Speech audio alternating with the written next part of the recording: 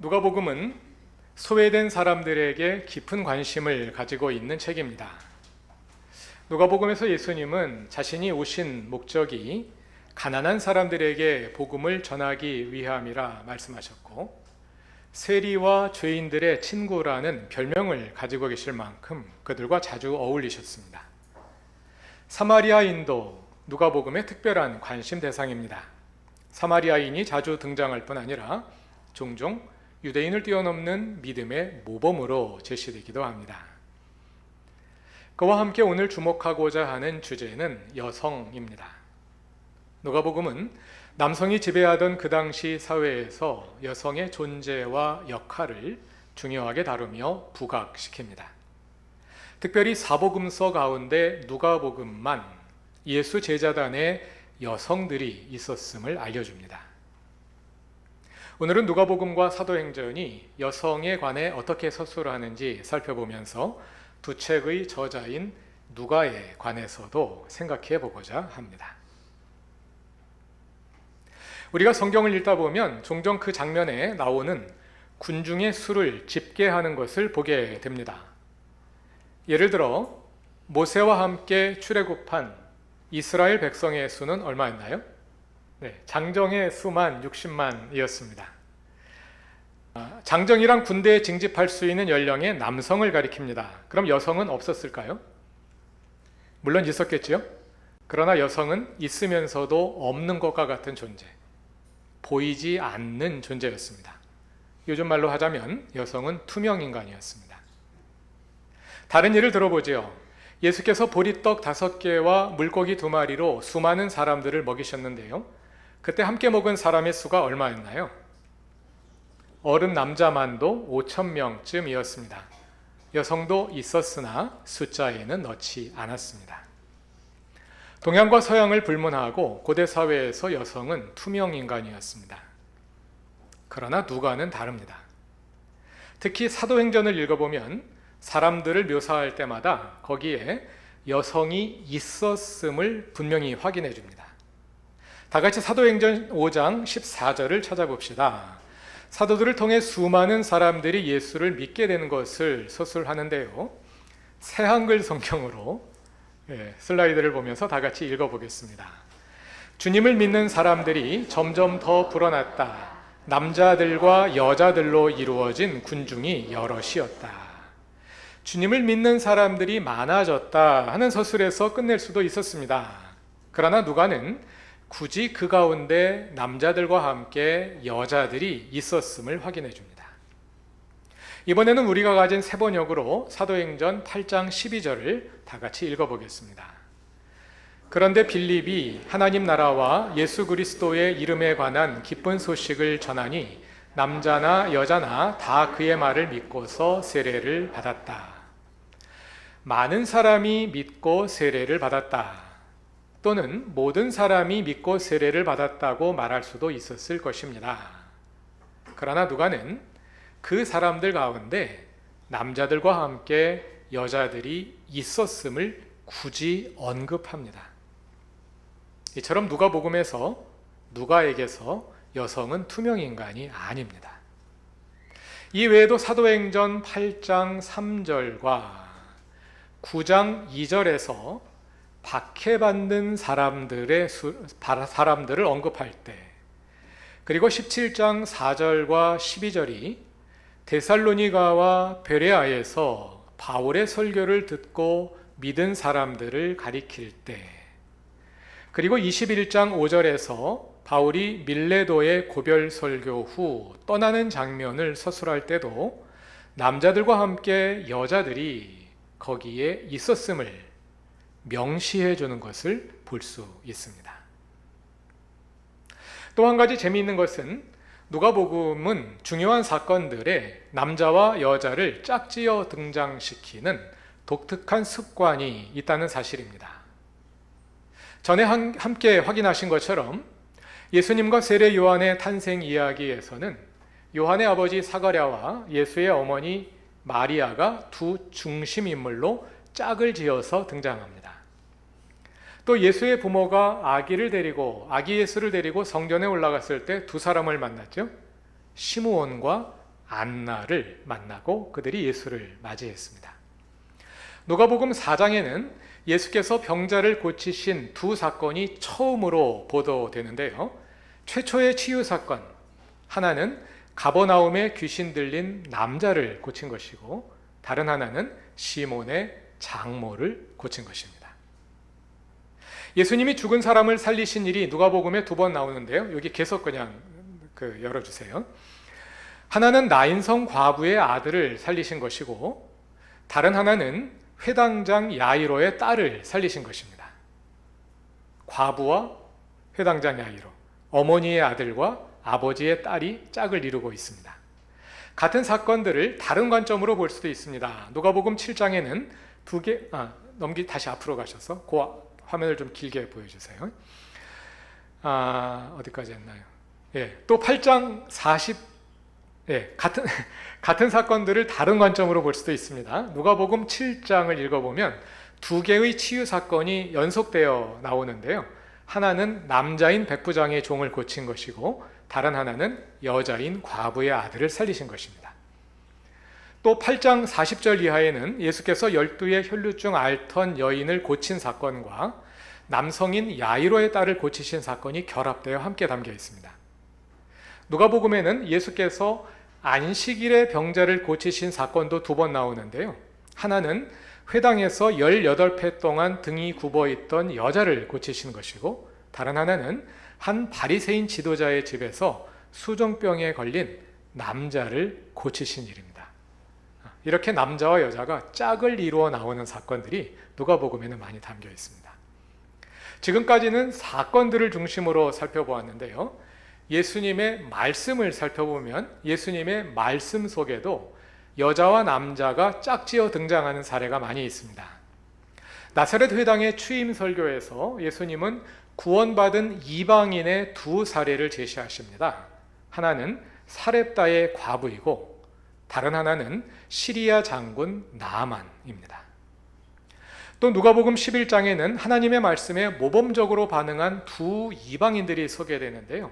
하나는 솔로몬의 지혜를 들으려고 찾아온 남방 여왕이고 다른 하나는 요나의 선포를 듣고 회개한 니느웨의 남자들입니다.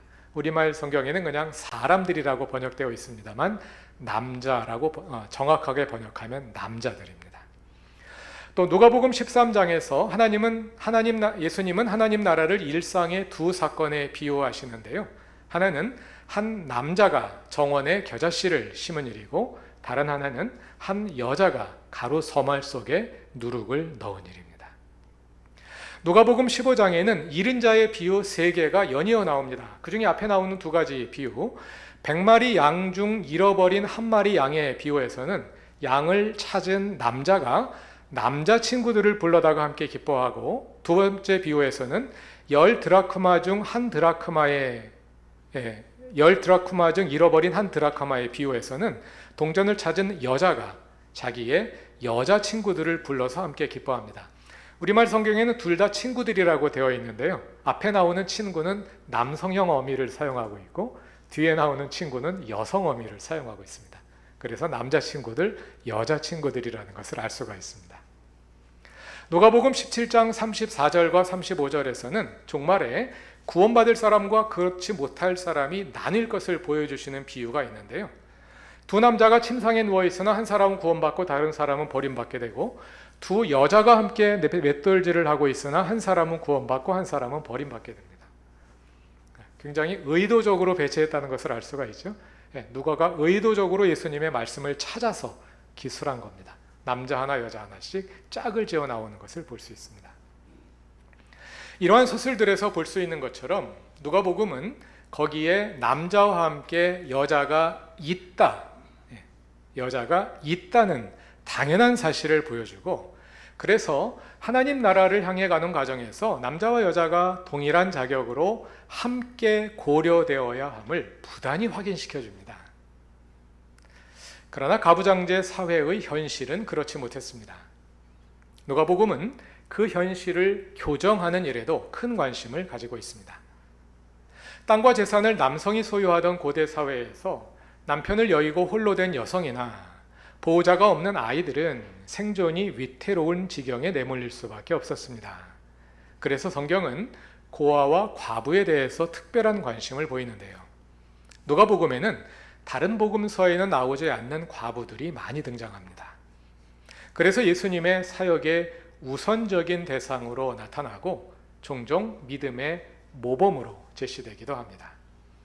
성전에서 아기 예수를 만난 여예언자 안나, 나사렛 회당 설교에 인용된 사렙다의 과부, 예수께서 죽은 아들을 살려주신 나인성의 과부, 과부와 재판관의 비유, 성전에서 2렙돈을 헌금한 과부 등을 들 수 있겠습니다.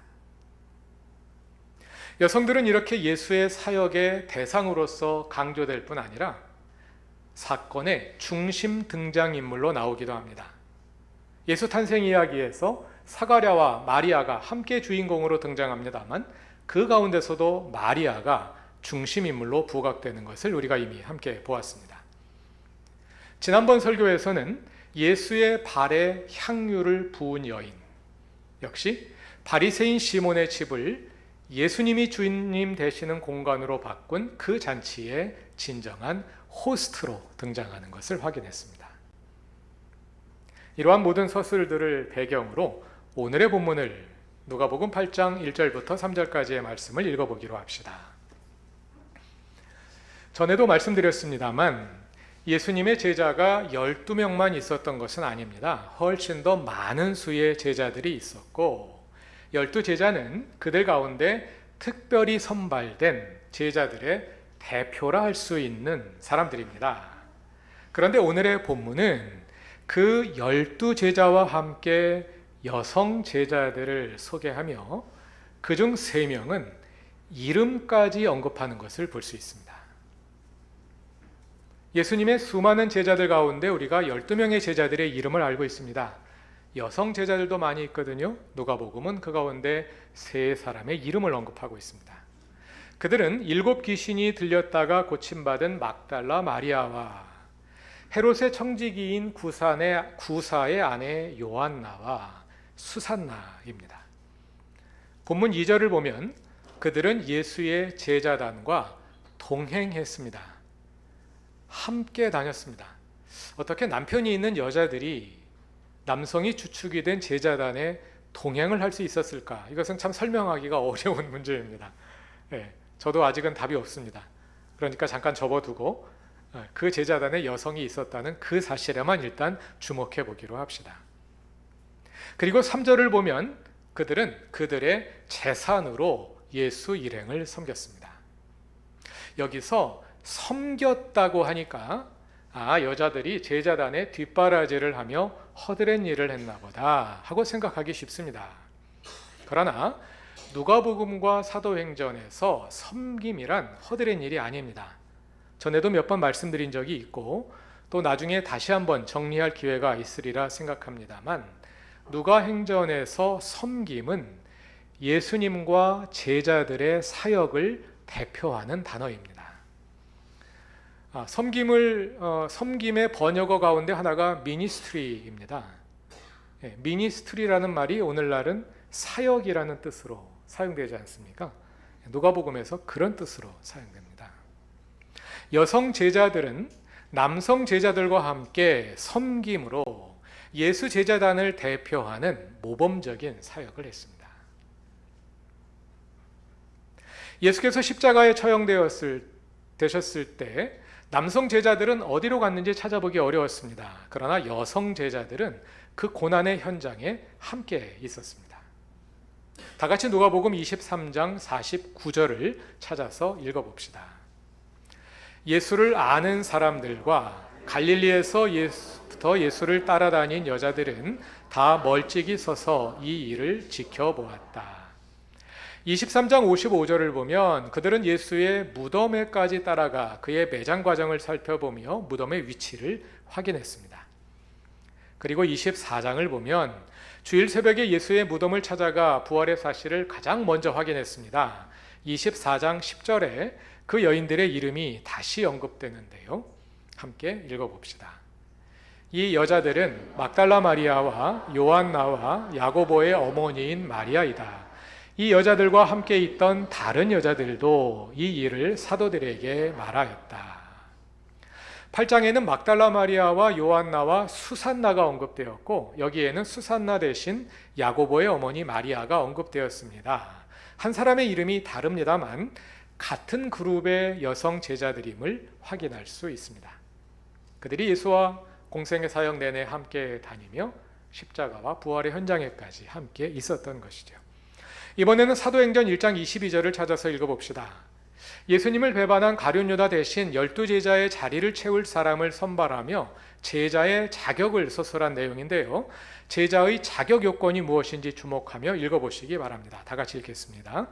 그러므로 주 예수께서 우리와 함께 지내시는 동안에 곧 요한이 세례를 주던 때로부터 예수께서 우리를 떠나 하늘로 올라가신 날까지 늘 우리와 함께 다니던 사람 가운데서 한 사람을 뽑아서 우리와 더불어 부활의 증인으로 삼아야 할 것입니다. 12제자의 들 사람은 두 가지 자격이 갖추어져야 하는데요. 하나는 요한이 세례를 주던 때로부터 곧 예수님의 공생의 처음부터 예수와 함께 다닌 사람이어야 합니다.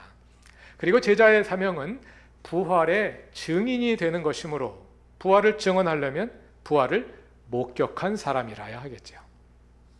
함께 확인한 것처럼 예수의 여성 제자들은 그 요건을 모두 갖춘 사람들입니다.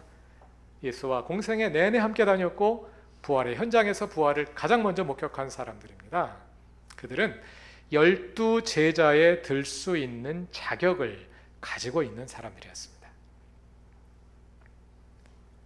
학교에서 여기까지 강의하고 나면 이렇게 질문하는 학생이 간혹 있습니다. 그런데 누가복음은 왜 여성 제자들을 12제자에 포함시키지 않았나요? 왜 그랬을까요? 그건 누가가 마음대로 할 수 있는 일이 아니죠. 누가복음은 창작 소설이 아니라 역사입니다. 역사가가 역사를 기술하는 이유는 단순히 사실을 전달하기 위함이 아닙니다. 사실을 전달하는 것이 목적이라면 그 시대에 일어난 모든 사실들을 다 역사에 담아야 하는데 그것은 불가능한 일이겠죠. 역사가는 그 시대에 일어난 사실 가운데 중요한 사실, 의미 있는 사실을 선별하여 역사에 담습니다. 그래서 역사가가 무엇이 중요하다고 보느냐, 어떤 사실이 의미가 있다고 보느냐에 따라 역사 기록이 달라질 수밖에 없습니다. 누가는 그 시대 다른 복음서 저자들이 주목하지 못했던 사실, 곧 여성의 존재에 주목함으로써 예수 사역의 풍성한 의미를 더 잘 드러낼 수 있었습니다. 예수님은 이 땅에 사시는 동안 제자들에게 많은 것을 가르쳐 주셨습니다. 그러나 제자들은 그 가운데 일부밖에 이해하지 못했습니다. 예를 들어 예수께서 부활하시기 전까지 제자들은 십자가 죽음과 부활에 관한 예수님의 말씀을 여러 번 말씀하셨음에도 불구하고 전혀 이해하지 못했습니다. 예수님은 가난한 사람들, 사마리아인들, 세리와 죄인들과 함께 가부장제 사회에서 소외되어 있던 여성들에게 깊은 관심을 가지고 그들을 자신의 사역의 중요한 동역자로 삼으셨습니다. 그런데 복음서 저자 가운데 유독 누가가 그 사실에 깊은 관심을 가지고 있었고 숨겨있던 역사 자료들 가운데서 그것을 찾아냈습니다. 그래서 우리가 누가복음을 통해 그 귀한 사실들을 전달받게 된 것입니다. 다른 복음서들이 누가복음보다 못하다고 말하는 것은 아닙니다. 각각의 복음서들이 서로 다른 관점을 가지고 있고 제각기 기여하는 바가 있습니다. 그래서 우리는 예수님의 모습을 4개의 복음서를 통해 좀 더 입체적으로 볼 수 있게 되는 것이죠. 그러나 누가가 통찰력이 있고 시대를 앞서가는 사람이었음은 분명한 것 같습니다. 누가는 그런 눈으로 시대를 뛰어넘는 예수님의 사역과 말씀을 보존하고 우리에게 전달할 수 있었던 것입니다. 누가복음의 통찰의 탁월함은 여성을 포함하여 이 사회에서 보이지 않던 존재들을 볼 수 있게 해주는 데 있습니다. 우리의 눈은 우리의 가치관을 반영합니다. 어떤 대상이 눈에 보이는 이유는 우리가 그것의 가치를 알기 때문입니다. 어떤 대상이 눈에 보이지 않는 이유는 가치를 모르기 때문입니다. 그래서 우리의 가치관이 바뀌면 보이지 않던 존재들이 보이게 됩니다. 여성이 보이고 내 주변에 가난한 사람들이 눈에 뜨이고 소외된 사람들이 눈에 들어오기 시작합니다. 가족이 보이고 친구가 보이고 교우들이 보이기 시작합니다. 이렇게 우리의 눈이 넓어지면 우리가 하나님의 계시를 더 잘 깨달을 수 있게 됩니다. 예수께서 가르쳐 주신 이 계시를 누가만 볼 수가 있었던 거죠. 눈이 더 넓은 눈을 갖고 있었기 때문입니다. 하나님이 보여주시지 않아서 못 보는 것이 아니라 보여주시는데도 우리의 눈이 가려서 못 보는 것입니다. 성경을 읽을 때 하나님의 말씀을 나의 관습에 가두지 않고 오히려 성경의 통찰로 관습을 뛰어넘어 이 시대에 주시는 주님의 말씀을 잘 듣고 실천할 수 있는 모든 교우들이 되시길 바랍니다. 늘 새로이 다가오는 하나님의 이끄심에 나를 온전히 내어드림으로 하나님의 주 되심을 이루어가는 모든 성도들의 걸음에 주님께서 늘 동행해 주시길 기도합니다. 다 같이 기도드리겠습니다. 말씀으로 계시하시는 하나님, 우리의 눈을 여셔서 주님의 계시를 깨닫게 하소서. 주님 나라의 풍성함을 알게 하시고 우리 주변에 소외된 사람들과 내가 관심 가지지 않았던 사람들 가운데서 주님의 현존을 보게 하소서. 그루터기 교회의 여성 교우들과 함께 하소서. 주님의 지으심과 부르심을 따라 참된 행복을 누리며 살아가고 교회와 가정과 일터에서 그리고 각자의 삶에서 맡겨주신 제자의 귀한 사명을 잘 감당하게 하소서. 남성 교우들이 한 마음으로 협력하여 아름다운 그리스도의 공동체를 이루어가게 하소서. 예수님의 이름으로 기도드립니다. 아멘.